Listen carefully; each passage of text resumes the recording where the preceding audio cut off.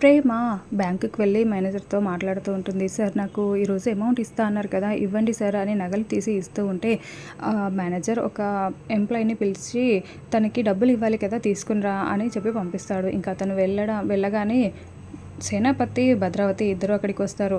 "అత్తయ్య మీరేంటి ఇక్కడికొచ్చారు?" అని అడుగుతూ ఉంటే, "ఏంటే నీకు 2,00,000 అవసరం ఏంటి? అయినా నువ్వు నగలు తాకట్టు పెట్టి డబ్బులు తీసుకోవాల్సిన అవసరం నీకేంటే? ఆ ఇంట్లో వాళ్ళు నిన్ను ఇలా ఇబ్బంది పెడుతున్నారా? డబ్బులు తీసుకురమ్మని నిన్ను ఫోర్స్ చేస్తున్నారా? పద వెళ్ళి వాళ్ళని నిలదీస్తాను" అని అంటూ ఉంటే, "లేదత్తయ్య నాకే డబ్బులు అవసరం ఉండి నేనే పెట్టాను" అని ప్రేమ చెప్తూ ఉంటుంది.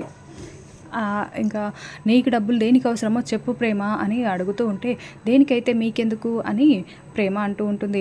ఇంకా "లేదు నిన్ను వాడే కదా ఇలా ఇబ్బంది పెట్టి నీ నగలు తాకట్టు పెట్టైనా సరే డబ్బులు తీసుకురమ్మని చెప్పుంటాడు. అందుకే నువ్వు ఇలా చేస్తున్నావు. పద వెళ్ళి నిలదీద్దామని" అంటూ ఉంటే, "మీరు ఆగండి, అవసరం లేదు, మీరెవరిని అడగాల్సిన అవసరం లేదు. నా అవసరానికే నేను తీసుకుంటున్నాను" అని ప్రేమ అంటూ ఉంటుంది. మేనేజర్ గారు, "నేను డబ్బులు ఇవ్వమని అడిగితే మీరెందుకు వీళ్ళని పిలిపించారు? నా డబ్బులు నాకు ఇచ్చేయండి, నేను వెళ్ళిపోతాను" అని ప్రేమ చెప్తూ ఉంటే, "ఆగండి మేనేజర్ గారు" అని చెప్పి భద్రావతి, సేనాపతి ఇద్దరు నగల్ని, ప్రేమని లాక్కొని బయటికి వెళ్తూ, "పద ఇప్పుడే వాడిని నిలదీస్తాను" అని చెప్పి తీసుకొని వెళ్తూ ఉంటే, అయ్యో ఇప్పుడెలా, నేను ఎలా తప్పించుకోవాలి, అంతా వాళ్ళకిప్పుడు తెలిసిపోతుందే, ఇప్పుడెలా అని బాధపడుతూ ఉంటుంది.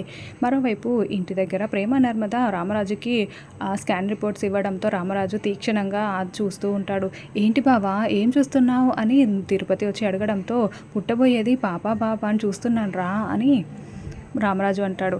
"ఓహ్! అంటే అన్నానంటారు కానీ బాగా మీకు తెలిసినట్టు" అని వేదవతి ఆ రిపోర్ట్స్‌ని తీసుకొని చూస్తూ ఉంటుంది. "అక్క నువ్వు ఎంబీబీఎస్ చేసావు మరి ఏదో డాక్టర్‌లాగా చూసేస్తున్నావుగా" అని తిరుపతి వెటకారంగా మాట్లాడుతూ ఉంటాడు. అప్పుడే వల్లి ఇంటికి వస్తుంది. ఇదంతా చూసి వల్లి చాలా బాధపడుతూ నించొని, "ఇప్పుడు ఎలాగా